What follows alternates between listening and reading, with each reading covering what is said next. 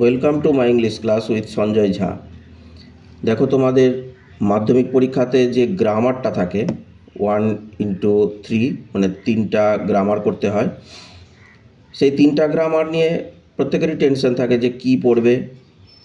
আমি এই মাধ্যমিক পরীক্ষার আগে, আর তো কয়েকদিন মাধ্যমিক পরীক্ষা বাকি আছে, তোমাদের জন্য মোস্ট ইম্পর্টেন্ট যে গ্রামার পড়তে পারে সেটা আমি রেডি করেছি।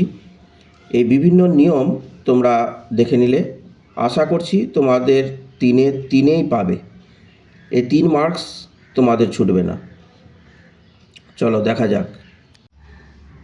মাধ্যমিক পরীক্ষাতে তোমাদের দাগ নম্বর 5-এর বিতে এটা থাকবে যে 3টা গ্রামার করতে বলবে। এই 3টা গ্রামারে 1 মার্কের থাকবে। 1 into 3 = 3। প্রথমে দেখো আমি করেছি we lived in our ancestral house.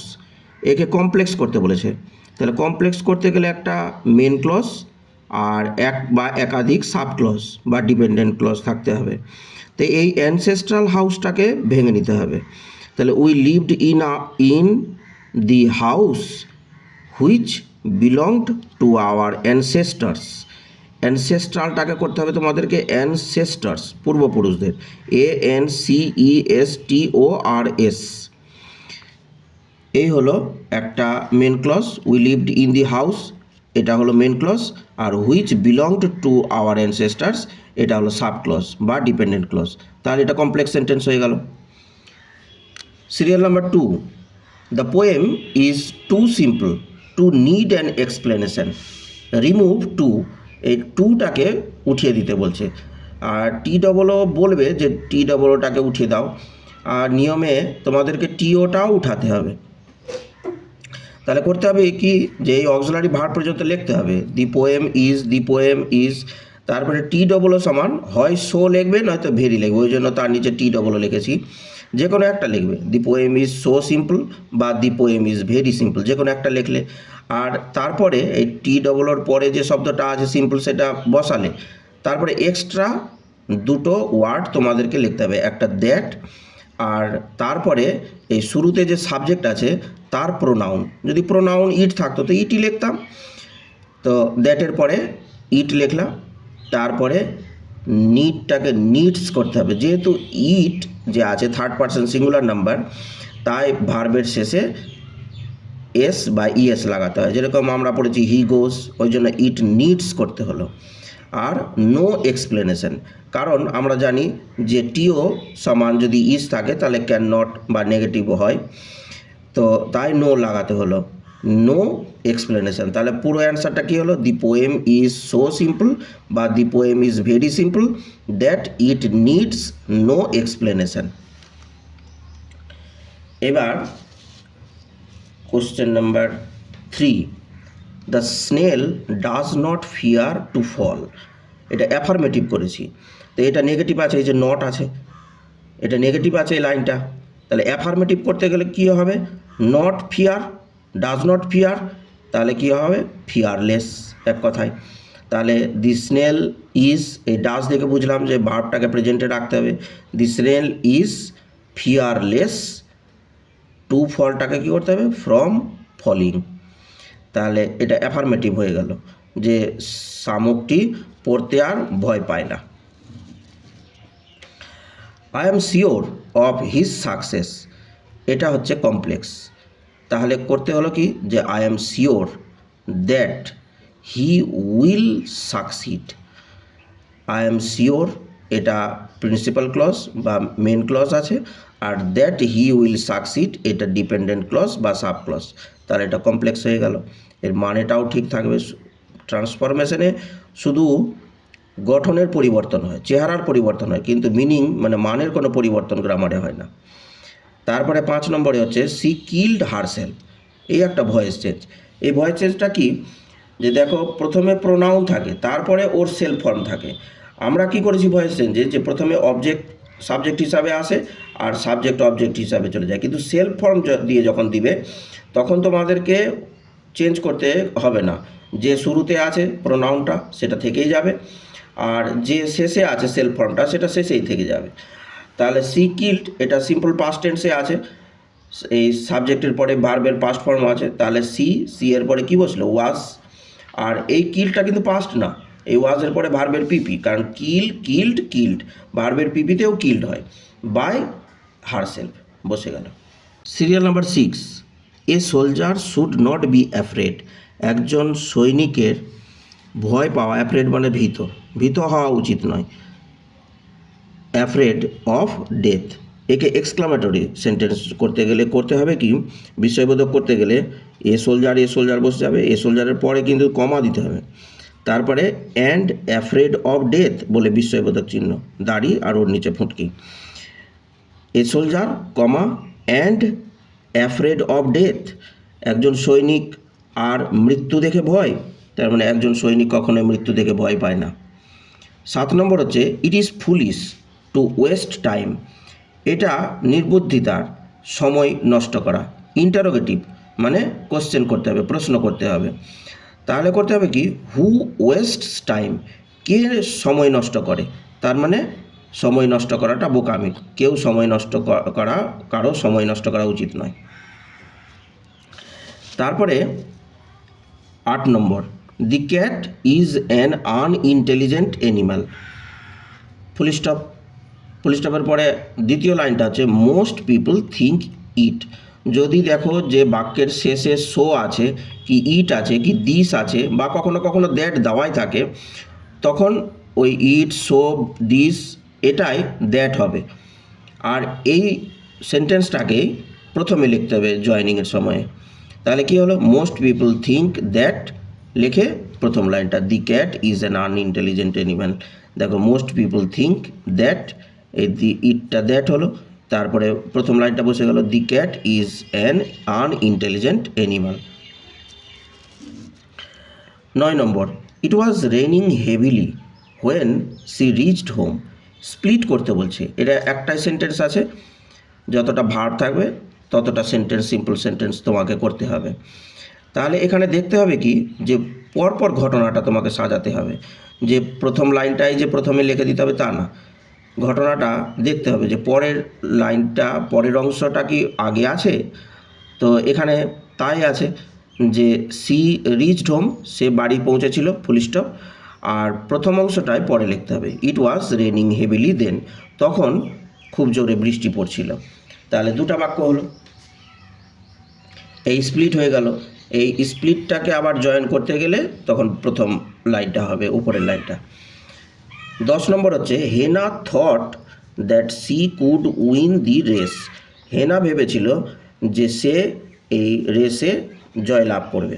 একে স্প্লিট করতে গেলে হবে Hena could win the race, she এর জায়গাতে হেনা আসলো, প্রথমে নাম বসবে তারপরে প্রোনাউন বসবে, হেনা কুড উইন দ্য রেস, আর এটা সে ভেবেছিল, সি থট সো, এটা পরে লিখতে হবে, কারণ যেটা ঘটনাটা আছে সেই ঘটনাটা বলে তারপরে না বলবো যে এটা ও চিন্তা করেছিল, তাই।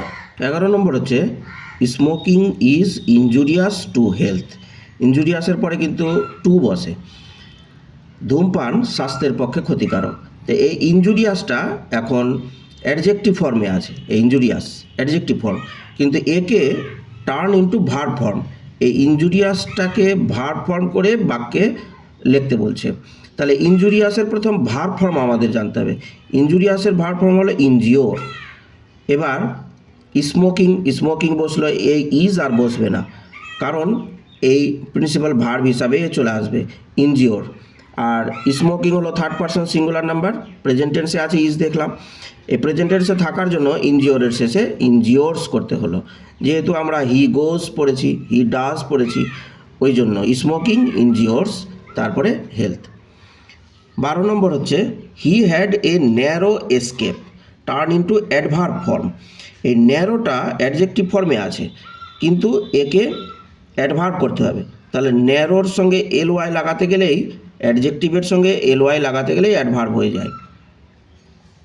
তাহলে কি হয়ে যাবে, হি বসলো, আর এই এসকেপটাকে এসকেপড করলাম, কারণ হ্যাড দেখে বুঝলাম যে সেটা পাস্টে করতে হবে, আর ন্যারোর অ্যাডভার্ব হচ্ছে ন্যারোলি। তাহলে অ্যান্সারটা কী হলো, হি escaped narrowly, ESCAPED, escaped narrowly, NARROWLY, যে সে খুব সামান্যভাবে রক্ষা পেয়ে গেছিল।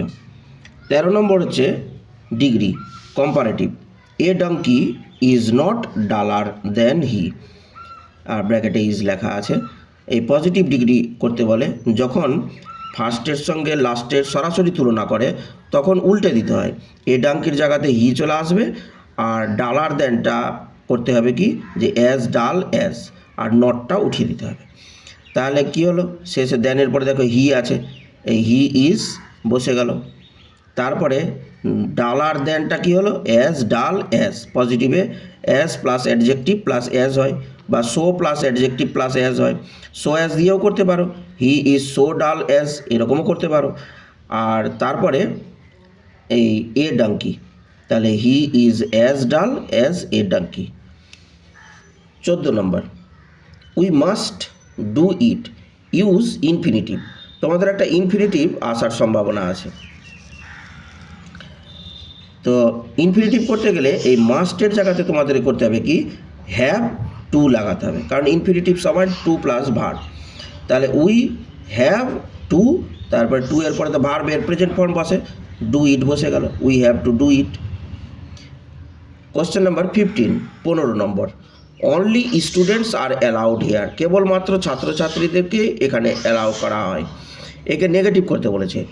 অনলির যদি নেগেটিভ করতে বলে তাহলে মানুষের সময় তোমরা নান বাট লাগাবে, আর যদি বস্তু থাকে তাহলে নাথিং বাট লাগাবে। এটা যেহেতু স্টুডেন্টস আছে তাই এরা মানুষ হলো, তাই অনলি সমান none but, NONE, none but. এই অনলির পরিবর্তে নান বাট বসলো, তারপরে অনলির পরে যা থাকবে পুলিশটা পর্যন্ত লিখে দিবে, none but students are allowed here. Question number 16, do or die, complex sentence করতে বলেছে। তখন করতে হবে কি if you do not do it, যদি না তুমি এটা করেছো ইউ উইল ডাই, তুমি মরবে। এই হলো কমপ্লেক্স। ইফ থেকে ইট পর্যন্ত এটা হলো সাব ক্লজ, আর ইউ উইল ডাই এটা হলো মেন ক্লজ। গ্রামারটা করেছি আমি। কখনো কখনো অ্যাফার্মেটিভ না বলে এইরকম একটু পেঁচিয়ে কথা দিয়ে দেয়, যেরকম রিরাইট, আবার লেখো উইদাউট নট, নট ছাড়া। নট ছাড়া লেখা মানে কি, অ্যাফার্মেটিভ করতে বলছে। They did not make a sound, তারা সাউন্ড করেনি, তাহলে তারা সাউন্ডলেস ছিল তাহলে। আর এই ডিড দেখে বুঝলাম যে আমাকে ভার্বটাকে পাস্টে রাখতে হবে, তাহলে দে এর পরে কী বসে, ওয়ার বসে, তো তাই দে ওয়ার, আর কোনো সাউন্ড করেনি, এক কথায় কী হবে সাউন্ডলেস। তাহলে অ্যান্সার কী হলো, দে ওয়ার সাউন্ডলেস। দেখো এখানে কোনো নট নাই, কিন্তু এটা আসলে affirmative sentence. Question number 18, the boy said I did not aim to, narration আছে বাঁদিকে, মানে কমার বাঁদিকে রিপোর্টিং ভার্ব যদি সেড থাকে মানে পাস্ট থাকে, আর রিপোর্টেড স্পিচ এখানেও যদি সিম্পল পাস্ট থাকে তাহলে এটা ভার্বটা কী হবে, হ্যাড আসবে। আর হ্যাডের জন্য ভার্বের কী করতে হয়, পিপি করতে হয়, মানে পাস্ট পার্টিসিপল ফর্ম করতে হয়, মানে ভার্বের থার্ড ফর্ম করতে হয়। তাহলে অ্যান্সারটা কী হলো, দি বয় সেড, দি বয় সেড বসে গেল কমার জায়গাতে দ্যাট। এই কারণে যেটা অ্যাসার্টিভ সেন্টেন্স আছে, দেখছো কমার পরে ইনভার্টেড কমার মধ্যে যে শুরু আছে আই আছে, তার মানে সাবজেক্ট আছে, সাবজেক্ট যদি থাকে শুরুতে তাহলে অ্যাসার্টিভ সেন্টেন্স হয়। তাহলে এই দি বয় নিজেকে আই বলছে, তাই দি বয়ের পরিবর্তে আয় কী হলো, হি বসলো আয়ের পরিবর্তে, হি, আর এই সিম্পল পাস্টটা ডিড আছে তাই হি এর পরে হ্যাড বসলো। নট আছে তাই নট বসলো, নট যদি না থাকতো তাই হি এর পরে হ্যাড, তারপরে ভার্বের পিপি বসিয়ে দিতাম, কিন্তু নট আছে তাই নট, আর এম এর পিপি হলো এমড টু। এবার question number 19, the woman said to the boy, comma are you hungry, এটা কোশ্চেন আছে। কোশ্চেন থাকতে গেলেই কী করতে হবে, সেড বা সেড টু এর জায়গাতে তোমাদেরকে আস্কড বা ওয়ান্টেড টু নো এরকম বসাতে হবে, বা এনকোয়ার্ড। তো দি ওমেন সেড টু দি বয়, তো তাহলে অ্যান্সার কী হবে, দি ওমেন আস্কড দি বয়, আর কমার পরে ইনভার্টেড কমার মধ্যে যে লাইনটা আছে সেটার শুরুতে দেখো কোনো WH ওয়ার্ড নাই। WH word who, which, what, when, where এগুলো যদি থাকতো তাহলে সেটাই জয়েনিং হিসাবে বসতো, না থাকলে ইফ বা ওয়েদার বসে। তো বেশিরভাগ জনই ইফ বসায়, যেহেতু স্পেলিংটা সোজা ইফ বসাতে, তাই ইফ বসলো। ইফের পরে কিন্তু আর বসবে না, বা ইউও বসবে না, এটা পরিবর্তন হবে। এটা পরিবর্তন কিভাবে করব? দেখো, ইউ যে আছে, তুমি ওমেনটা ছেলেটাকে বললো, ছেলেটাকে তুমি দিয়ে বলেছে, সেই কথাটা আমি যদি অন্যজনকে বলি তাহলে কি বলবো? যে মহিলাটি ছেলেটিকে জিজ্ঞাসা করেছিল যে তুমি কি, ও বলেছে তুমি কি ক্ষুধার্ত, সেই কথাটা আমি কি বলবো? যে সে কি ক্ষুধার্ত ছিল? মহিলাটি জিজ্ঞাসা করেছিল ছেলেটিকে, তাহলে ইফ বসালাম, আর ইউ সমান হি হলো, মানে ছেলেটি, তা আমি ওকে হি বলবো, আর হি এর পরে ওয়াজ লাগাতে হবে, মানে ইফের পরে সাবজেক্ট, তারপরে ভার্ব। কিন্তু কোশ্চেন যেহেতু ছিল তাই অক্সিলারি ভার্বটা আগে দেওয়া ছিল, কিন্তু তোমরা যখন অ্যান্সার করবে তখন কিন্তু ওটাকে উল্টে দিতে হবে, আগে ইফের পরে সাবজেক্ট নিয়ে আসবে, তারপরে যাতে ভার্বটা থাকে। তাহলে if he was hungry. Last, serial number 20, her manner shocked me, voice change করতে বলেছে। যদি দেখা যায় যে না উইদাউট বাই দিয়ে কোনো ভয়েস চেঞ্জ দিচ্ছে, তাহলে হয়তো এই ধরনের ভয়েস চেঞ্জ দিবে, এবং সম্ভবত এই লাইনটা মোস্ট অ্যাপ্রোপ্রিয়েট আছে। তোমাদের এই শকড ভার্বটা দিয়ে ভয়েস চেঞ্জ বেশিরভাগ দেয় ওরা। তাহলে হার ম্যানার হলো সাবজেক্ট, শকড হলো ভার্ব, আর মি হলো অবজেক্ট। এবার হার ম্যানারের পরে শকড আছে, পাস্ট আছে, তার মানে এটা সিম্পল পাস্টে আছে এই সেন্টেন্সটা। মি থেকে কি হলো আই, আর আয়ের পরে পাস্ট টেন্সে ওয়াজ, তারপরে শকড পাস্টেও বসে, পিপিতেও বসে। এই শকড এই শকডের পরে কিন্তু বাই বসাবে না, শকড অ্যাট, তারপরে হার ম্যানার। এই তো এই 20টা নিয়মও তোমাদেরকে বলে দিলাম, আর সেই বিভিন্ন নিয়ম দিয়ে যে করিয়ে দিলাম, আশা করছি তোমাদের তিনটাই গ্রামার তোমরা সলিড নামিয়ে দিতে পারবে। শুধুমাত্র আমার এই ভিডিওটা ভালো করে যা বলছি তোমরা ভালো করে শুনে নাও, আর নিয়মটার উপরে জোর দিতে হবে, তাহলে দেখবে যে তোমাদের কোনো অসুবিধা হবে না। এই 3 লাইন, 3টা তোমাদেরকে যে দিবে গ্রামার, এই 3 মার্কস তোমাদের অবশ্যই পাবে, এতে কোনো সন্দেহ নাই। যারা নতুন দেখছো তারা আমার এই ভিডিওটা পাওয়ার জন্য নোটিফিকেশান প্রথমেই পৌঁছে যাবে। তোমাদের কাজ করতে হবে কি, যে আমার এই চ্যানেলটাকে অবশ্যই সাবস্ক্রাইব করে দিও, আর লাইক শেয়ার তো অবশ্যই করতে হবে। আর মন্তব্য যদি থাকে, কিছু জানার থাকলে তোমরা কমেন্ট বক্সে কমেন্ট করো, আমি অবশ্যই সেটার উত্তর দিব। আর তোমরা আমাকে অবশ্যই সাপোর্ট করবে, এটা আমি আশা করি। তোমরা আমার পাশে থাকতে গেলে আমি অনেক এগিয়ে যেতে পারবো, তোমাদের অনেক হেল্পফুল হয়ে উঠতে পারবো। আমি অবশ্যই তোমাদেরকে সাহায্য করব। ধন্যবাদ।